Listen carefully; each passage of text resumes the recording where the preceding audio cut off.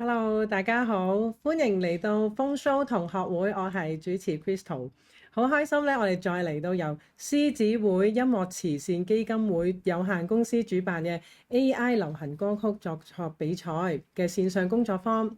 咁咧上次咧我哋咧有提過咧用 AI 作曲嘅時候咧，唔係淨係就咁撳個掣，咁我哋喺創作嘅時候咧，作品入邊咧都需要有內容同埋要有內涵嘅，咁咧。如果想比賽作品唔止淨係得個學，又點樣先可以真真正正咁蘊含到中國文化嘅底蘊呢？咁今日咧，我哋咧嘅主題咧就叫中西合璧，讓 AI 音樂更有中國味，一齊去探討一下嘅。咁為咗拆解呢個話題咧，我哋今日就請咗兩位嘉賓啦。咁第一位咧就係喺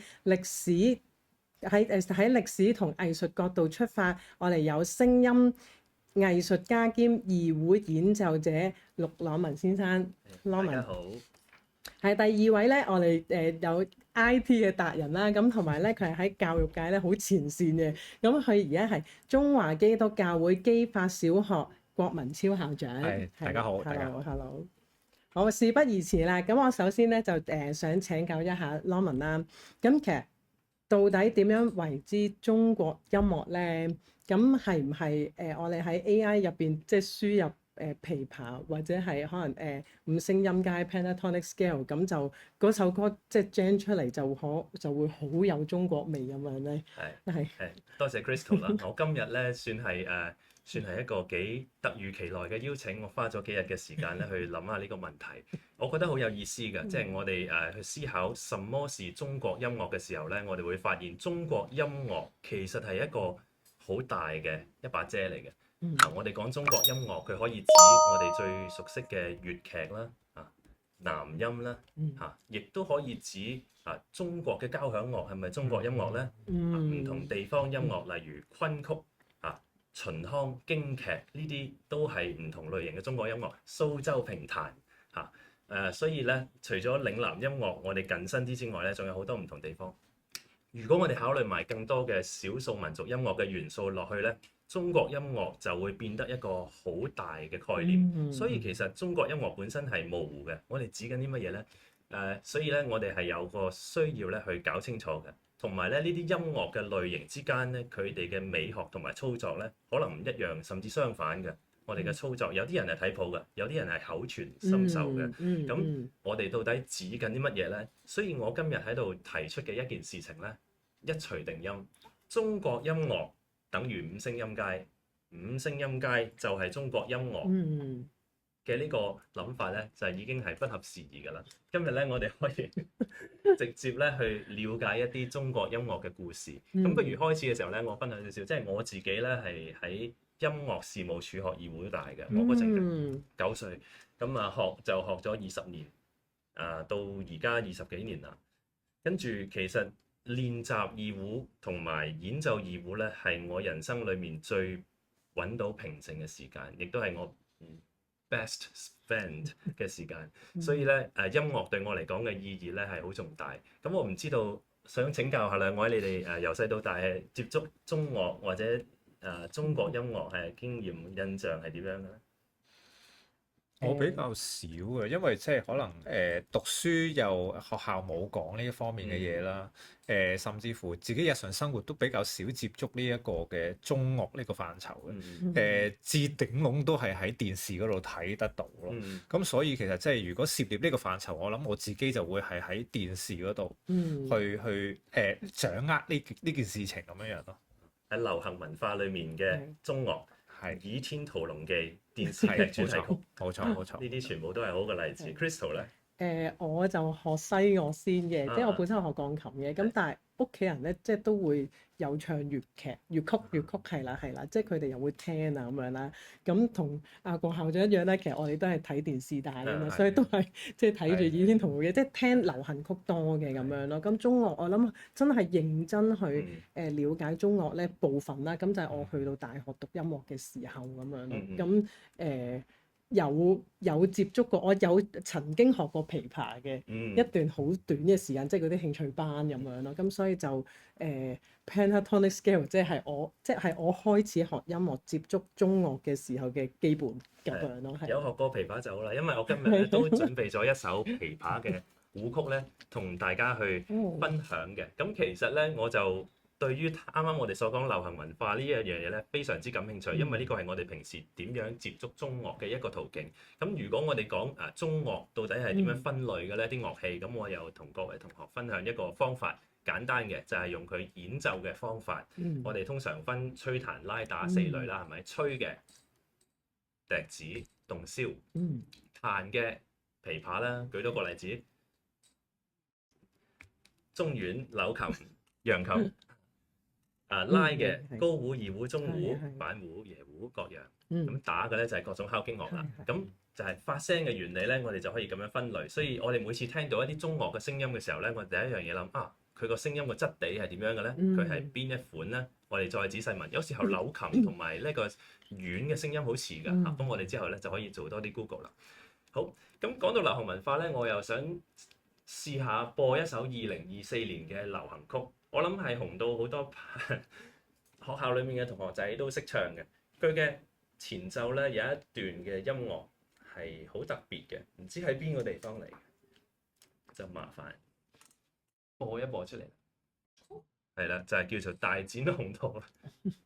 別墅裡面唱 K， 水池裡面飲龍魚。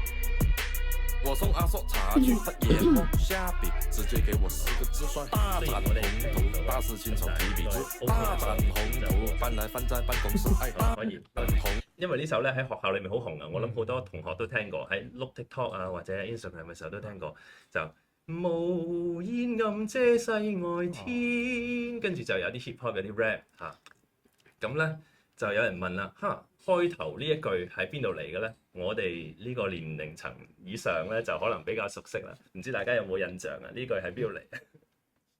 帝女花係帝女花啊，冇錯，係啊，帝女花裡面抽出嚟嘅，放咗喺流行音樂前面，咁咧放咗喺呢個流行音樂叫做大展宏圖嘅前面，咁喺邊度嚟嘅咧？佢就係1959年嘅任白嘅帝女花電影，當時候我哋有粵劇，我哋再將佢拍成電影嘅裏面嘅序幕嘅第一句度唱出嚟嘅，我哋又聽下。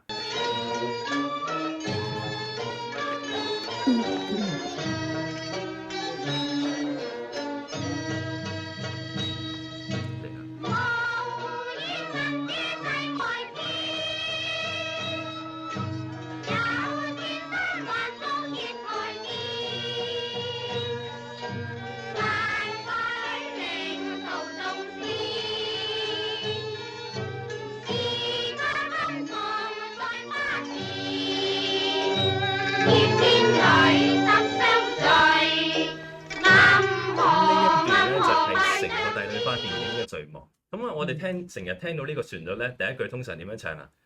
落街落花滿天蔽月光。咁呢一段咧個音樂係一模一樣嘅，但係個歌詞唔一樣。原來係嚟自同一個電影嘅最尾，就係香夭，就即係講緊駙馬周世顯同長平公主服毒自殺嗰一段。個音樂係一樣嘅，但係歌詞唔一樣。點解咧？因為佢哋 share 緊同一個嘅曲調或者曲牌，叫做妝台秋思。我諗呢首樂曲咧，大家都係即係耳熟能詳，大家成日講啦。呢一個音樂本身就係叫做妝台秋思。咁我哋又到後去揾咯喎，妝台秋思係邊度嚟嘅咧？原來係嚟自清代嘅一個琵琶譜，裡面有一首叫做《塞上曲》。塞上曲裡面有5首嘅樂曲，第4首就係叫做妝台秋思。塞上曲我哋聽個名咧，就可能會估到佢同昭君出塞呢個故事係有關係嘅。個典故咧又可以追溯到西漢嘅時候。咁我哋又聽下呢個琵琶大師劉德海彈少少塞上曲俾大家聽下。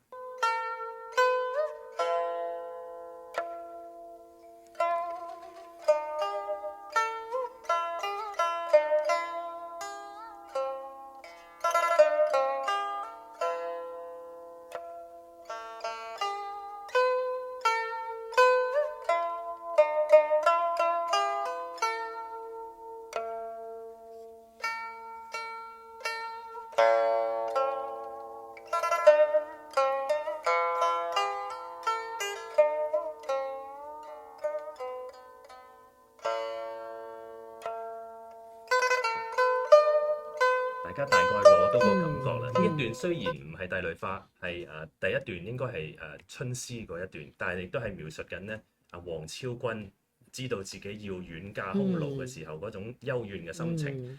而我喺度想指出嘅就係咧，原來音樂除咗好唔好聽之外，我哋仲可以發掘到佢承載嘅文化同埋意義，然之後可以引申到去後面去揾佢嘅故事。呢一樣嘢咧係音樂最厲害嘅地方，就係佢串連咗唔同時空嘅人事物。呢個我覺得音樂最有力量嘅地方。呢個就係我對音樂嘅少少體會啦。好，咁講到呢度咧，我哋先休息一陣先，翻到嚟咧，咁我哋再請教下郭校長啦。咁睇下喺即係前線教育嗰部分咧，我哋點樣去研究呢個文化嘅底蘊啦。好，轉頭見。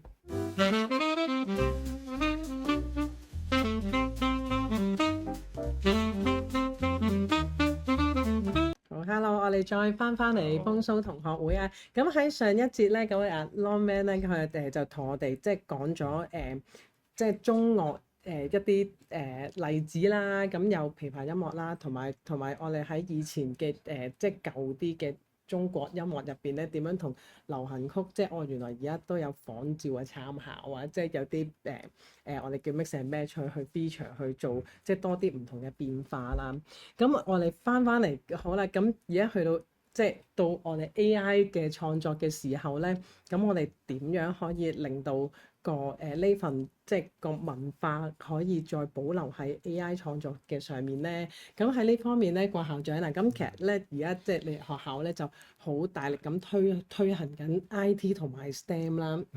咁喺呢啲方面咧，咁點樣去鼓勵學生用 AI 工具嘅時候咧？喺教育方面可以點樣可以配合到拿捏得好啲咁樣咧？我諗我哋定位就係AI 係一種工具嚟嘅。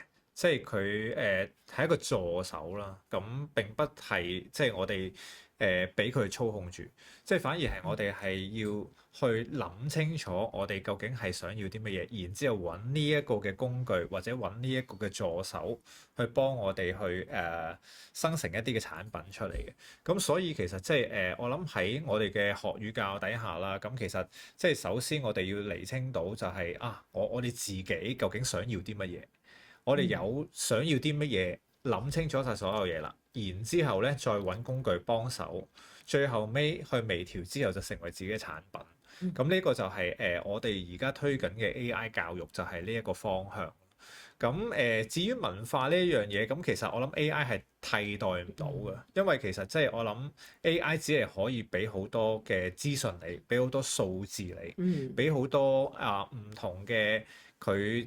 由唔同嘅數學模型去砌出嚟一個嘅結果出嚟俾你，但係文化究竟係點樣樣，佢唔會曉得啦。咁甚至乎 AI 係揾唔到，就係教唔到一個人嘅自己係邊個。往往文化其實係可以俾我哋知道我哋自己是誰，係啦。咁所以其實即係我諗喺學校嘅過程當中，我哋呢一方面都係要由老師去教授去。我哋學生去認識咯，咁所以其實即係翻去頭先所講 AI 只不過係個工具咯，咁而不可以被去取替嘅就係老師咯。咁老師係一個活生生嘅人去教學生自己係邊個啦，品格係點樣樣啦，咁呢一方面先至係一個未來我哋去教學生嘅一個嘅方向咯。明白。係。咁我哋講翻即係翻嚟啦，因為我相信大家都好即係好有興趣知道咧，即係喺嗰個運用 AI 嘅過程入邊咧，需要留意啲乜嘢啦。咁 Norman，咁我知你之前咧就有用頻譜嘅技術去復修過一啲舊嘅錄音啦，即係我都好有興趣知道嘅。咁其實咧呢個技術嘅原理同埋即係譬如而家 AI 音樂生成工具咁互相之間其實有啲咩關係啊？咁譬如我哋用即係我哋應該要點樣去用，點樣去睇呢一個工具，其實佢背後嗰個限制係喺邊度咧？以我嘅理解咧，我哋而家用 AI 嘅工具去到生成音樂嘅過程咧，就係我哋有個 prompt，即係一啲提示詞，將佢擠咗落一個模型裡面。好多時候都係一個黑盒，我哋未知佢點樣運作嘅。然之後咧佢就有一個生成嘅結果。咁過程可能好快嘅啫，可能幾秒到1分鐘咁樣就有㗎啦。咁我認為我哋需要將我哋人類嘅經驗變做一啲提示詞，本來係一件好難嘅事情。我哋今日人類去理解我哋嘅行為模式啊，我哋嘅大腦點樣運作，都只係一個冰山一角。但係我哋需要用文字去描述我想要啲乜嘢，佢係有啲限制嘅，佢冇辦法描述到我聞到啲乜嘢啊，就算我不斷咁樣增加一啲描述俾佢都好，佢都係有所限制嘅。而且嗰個模型本身亦都受限於佢收咗啲乜嘢數據去訓練，同埋嗰個演算法係對事物嘅批判，認為呢啲係音樂，嗰啲唔係音樂，出到嚟個結果呢，其實好大程度上係受到嗰個嘅黑盒去主宰。所以我想同大家分享嘅一件事呢，就係點樣去理解佢。而我覺得解構呢個技術最有趣嘅方法呢，就係去理解頻譜。啱同校長傾過啦，原來佢都係高手嚟嘅。我哋一齊玩一個遊戲咧，就係一個 Cornell University， 佢哋有一個世界聞名嘅鳥類學研究室。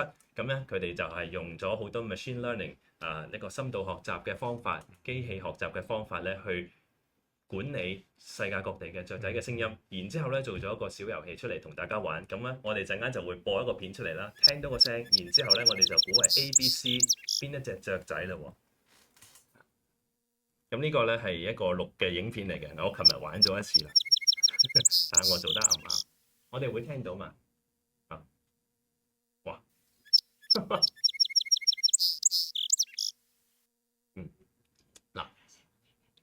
咁啊，第一條就試玩咗俾大家啦。第二條我哋聽兩次。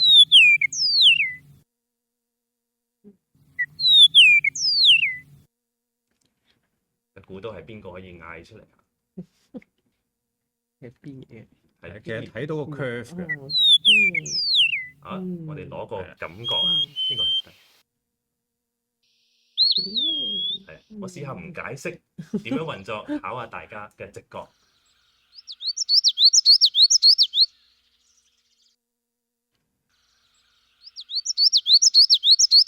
呢個難啲喎。係一隻黃喉地鶯 ，common yellow throat。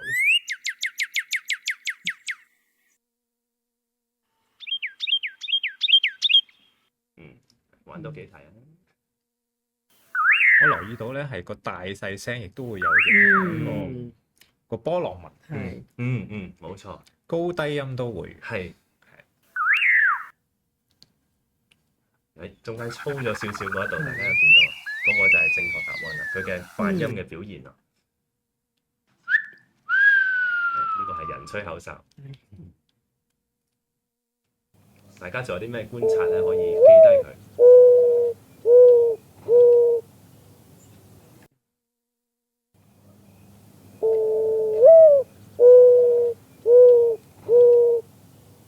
正確答案係 B。佢係哀鴿 （Morning Dove），因為佢叫聲好似喊緊咁樣。好，嗱，第六條咧，我最中意啦，我哋玩埋第六條。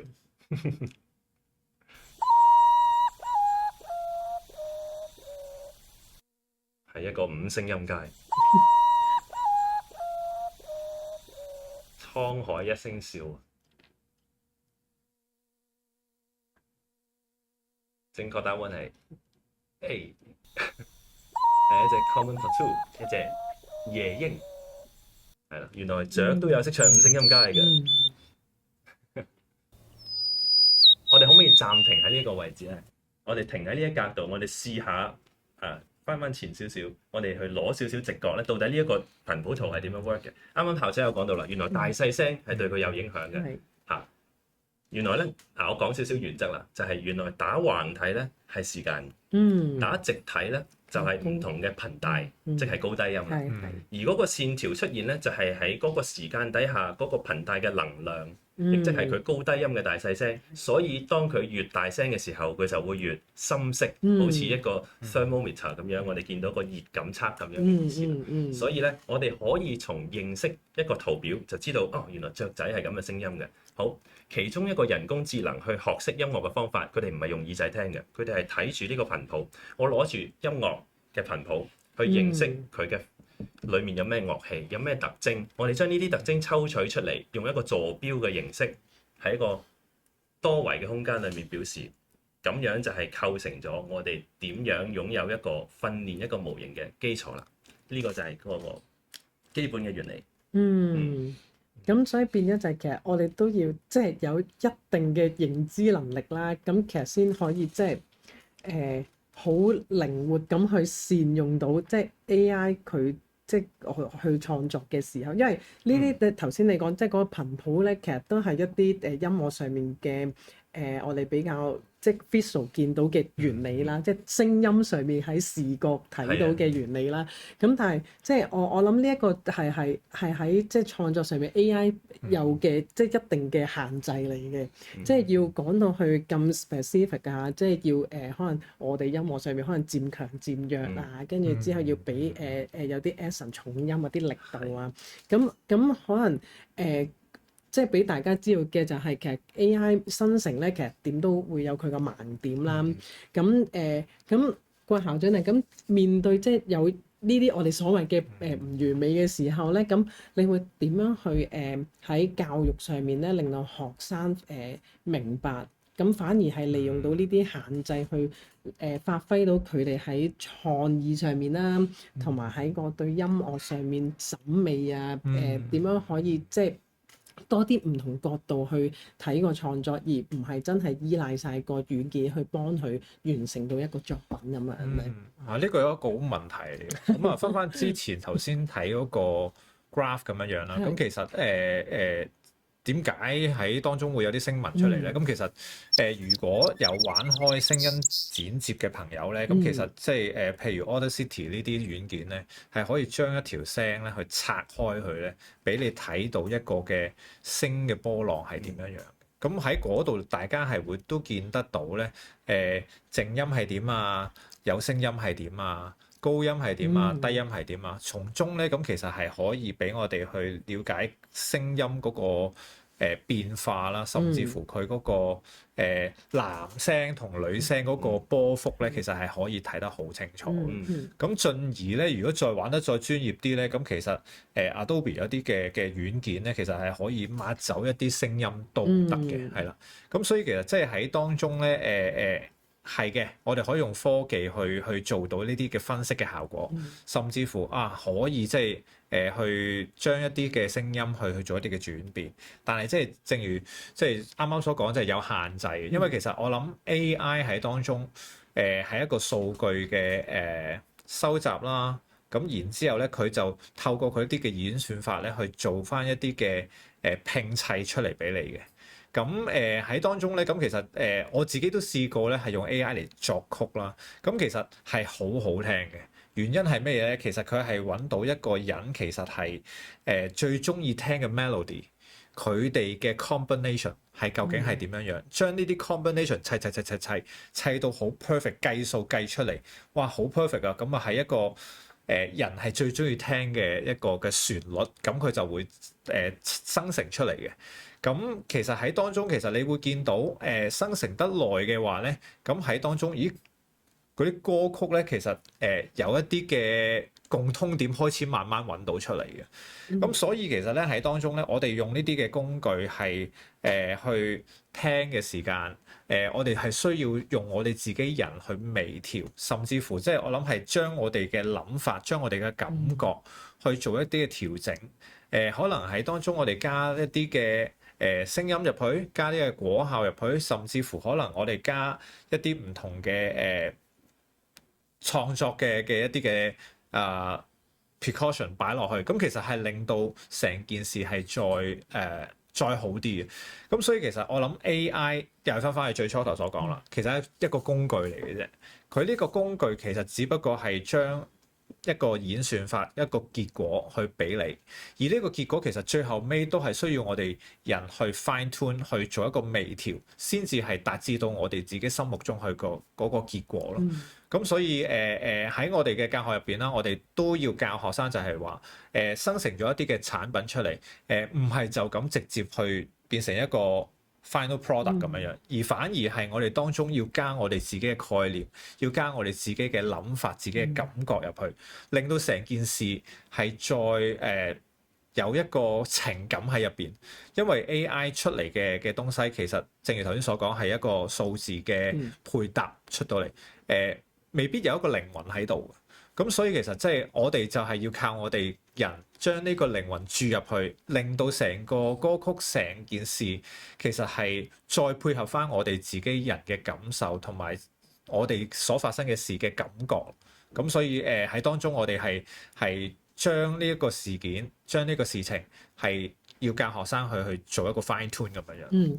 兩位都講得好好，冇錯啊！因為咧工具咧始終都係工具啦，人嘅創意啦，人嘅思維咧係靈魂嘅一部分咧，係真係代替唔到嘅。咁我哋休息一陣，翻轉頭我哋繼續探討落去啊！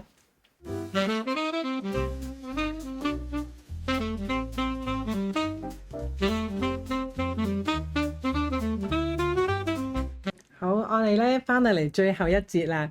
咁啊，睇到嚟呢度咧，其實應該有好多觀眾咧，其實都好想知道咧，咁嚟緊參加比賽嘅時候有啲咩可以留意咧？點樣開始去運用呢個AI 去幫佢哋寫音樂咧？咁郭校長嗱，先問你先。咁如果咧因為我哋有個組別咧係親子組別嚟㗎嘛，咁如果家長咧佢想喺屋企咧同小朋友一齊試下做第一首 AI 嘅音樂啦，咁第一步你會喺實戰上面會俾啲咩 tips 佢哋嘅咧？如果親子嘅話，其實我諗用一啲簡單啲嘅 AI 工具啦，咁譬如 Suno 咁樣啦，呢個係比較簡單同埋易用嘅，即係就咁描述一下你自己心入邊你諗嘅一個歌曲究竟係咩 style 啊？究竟個速度係點樣樣啊？話俾 AI 聽咧，佢就會即時可以 gen 到一啲嘅歌曲俾你知道嘅。咁當然啦，咁再複雜啲嘅，咁可以即係可以打一啲嘅 prompt 入去啦。咁如果家長同學生一齊去做嘅話咧，咁其實我諗，因為大家喺嗰個操作上面啦，同埋即係喺諗 prompt 上面咧，其實我諗喺個技術上面都未係好叻嘅。咁所以其實咧，我建議就係咧，可以係有一個嘅 AI，譬如我假設啦，可以用 Gemini 啦，或者係可以用 Copilot 啦。可以同 Copilot 傾咗一段偈先，係啦。究竟你想要啲乜嘢啊？我今次我作曲我主題係乜嘢啊？我想要乜嘢嘅style 啊？同 AI 傾完偈之後咧，可以叫佢生成一啲 prompt 出嚟咧，然之後放入去 Suno 嗰度咧，咁佢就會 gen 到你心目中嘅歌咧，係會再準確啲嘅，係啦。咁當然啦，咁其實因為好多生成式嘅 AI 工具咧，都係13歲樓下。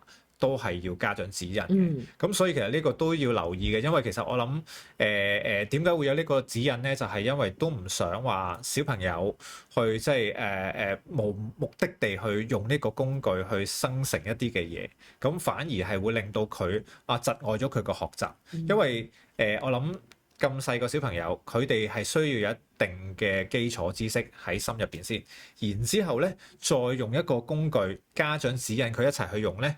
咁喺呢一度咧就可以將佢心目中嘅嘢呈現到出嚟啦。所以咧其實咧家長同小孩子一齊去用呢個 AI 咧，一齊去研究咧，其實係最好一件事嚟嘅。咁正如頭先所講啦，都係可以將大家傾談咗出嚟嘅一啲嘅 style 啊，一啲嘅風格啊，去放入 AI 度去 generate 出嚟，就會咧有一個好好嘅效果㗎啦。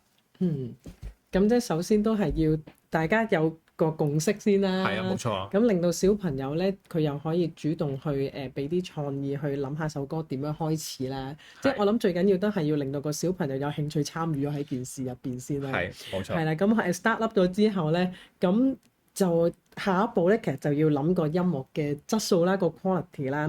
咁Norman 啊，咁如果喺專業音樂人嘅角度咧，即係我哋可以點樣再我哋叫再精準啲落到個 prompt 咧，令到個音樂嗱，因為我哋今次個比賽咧，其實係背後有個要求，都想係有中國文化嘅元素喺入邊啊嘛。咁如果我哋即係落 prompt 嘅時候，其實有冇啲可唔可以分享一下啦？點樣令到首歌係可以做到有中西合璧，同埋有多啲中國味喺入邊咧？我好同意啱啱校長所講出嘅兩點，就係做創作嘅過程，其實我哋係要了解自己先。然之後同樣嘅可以係一個親子時間啦，未必係大人教小朋友，可能你教翻爹哋媽咪用都得嘅。關於點樣用呢啲工具呢，我覺得佢哋嘅界面係好顯淺、好簡單嘅。我覺得你想試嘅話呢，你花得夠多時間呢，你都會自然揾到。所以關於呢一方面呢，我冇乜任何 tips。不過咧，調翻轉，我哋由回顧第一部分，我哋欣賞咗啲音樂嘅時候，我哋發現原來音樂係有承載文化嘅能力嘅喎。我中意聽英倫搖滾，我可以聽到後面嘅數字搖滾。我中意當代爵士樂，我又聽翻佢以前嘅藍調。所有事情、文化、人同埋故事，全部都係連繫埋一齊嘅。AI 音樂有冇呢個功能？呢個問題咧，我想交翻俾大家去諗一諗嚇。咁第二部分嘅時候咧，我哋講咗頻譜。頻譜嘅概念咧，令到我哋問咗兩個問題。原來咧 AI 嘅 model 係需要兩件事嘅，就係佢嘅資料庫同埋佢嘅演算法。到底佢嘅資料庫裡面包含咗啲乜嘢咧？而家呢一刻咧，我知道世界各地咧有好多新聞，包括好多唱片業咧就向 Suno 同埋 Udio 去提告。例如Sony 咧呢個月就去話佢侵權攞咗佢3萬首嘅音樂。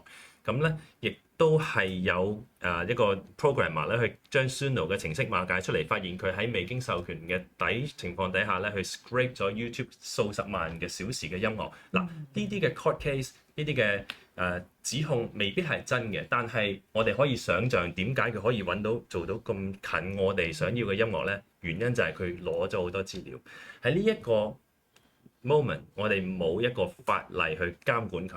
咁但係我哋可以思考嘅就係，到底呢件事道唔道德？我哋應唔應該咁樣做？我哋支唔支持佢呢？嗱，我自己作為一個喺 YouTube 上面盈利嘅音樂人呢，如果佢所講嘅嘢係真嘅話呢，即係我嘅創作嘅內容已經俾佢攞咗，然後轉售俾其他人。咁嘅情況底下呢，我應該對佢有乜嘢嘅態度去有所警醒呢？呢個呢，我亦都係想交翻俾大家去思考嘅。但係關於呢一個活動，我會呼籲大家參加。點解呢？我想大家當呢一件事係一個實驗，係一個體驗。你試下用 AI，你試咗佢，你中意嘅話咁就好啦。你唔中意嘅時候，覺得都唔係我想要咁樣嘅，無論我點樣調教都唔音樂化。甚至覺得只要我花時間啊，我分分鐘做得好過佢啦。咁代表啲乜嘢啊？音樂就係你嘅答案，你可以花時間去同音樂相處，發掘音樂。我會話俾你知，佢會成為你一世嘅好朋友。好，今日咧就好多謝兩位嘉賓啦。咁聽完兩位咧，我哋由文化講到去 IT， 再有埋實戰嘅 tips 啦。咁我相信咧，大家咧其實未必未必咧要再考慮咁多啦，快啲開工啦！因為咧由獅子會音樂慈善基金會有限公司主辦嘅 AI 流行歌曲作曲比賽咧，其實咧已經開始咗報名㗎啦。咁提提大家個比賽截止日期咧係8月8號，咁快啲把握時間啦！咁將今日咧學到嘅咧就快啲實踐出嚟同大家分享啦。咁如果大家咧想知道咧多啲有關呢一個比賽嘅詳情咧，就可以follow 我哋 IG 啦，IG 咧，跟住因為我哋嚟緊仲有好多工作坊咧，做同大家一齊分享嘅。咁再次多謝 Norman 同埋多謝郭校長兩位今日咁精彩嘅分享啦。咁我哋下次再見啦，好，拜拜。